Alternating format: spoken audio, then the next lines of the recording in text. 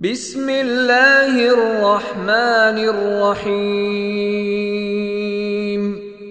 ألم تر كيف فعل ربك بأصحاب الفيل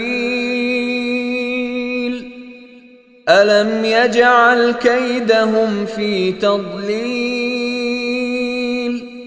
وأرسل عليهم طيرا أبابيل ترميهم بحجارة من سجيل فجعلهم كعصف مأكول.